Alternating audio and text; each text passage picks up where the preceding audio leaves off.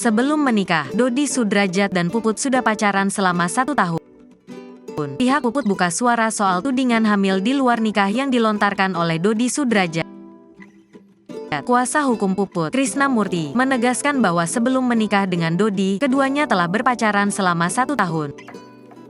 Pernyataan Krisna ini sekaligus menepis tuduhan Dodi soal Puput yang hamil anak lelaki lain, lalu baru dinikahi Dodi karena merasa iba. Sebelum menikah, klien kami kenal dengan DS, bukan seperti pemberitaan hamil terus kenal DS, itu bukan. Jadi sudah 1 tahun menjalin hubungan dengan DS, baru menikah, kata Krisna ketika ditemui di Polda Metro Jaya, Jakarta Pusat, Senin, tanggal 19 Juni tahun 2023. Atas pernyataan Dodi Sudrajat ini, Puput merasa sangat sakit hati. Apalagi Dodi Sudrajat juga terang-terangan tidak mengakui buah cintanya dengan Puput sebagai darah dagingnya. Karena itu, Puput melaporkan Dodi Sudrajat atas dugaan pencemaran nama baik dan fitnah ke Polda Metro Jaya.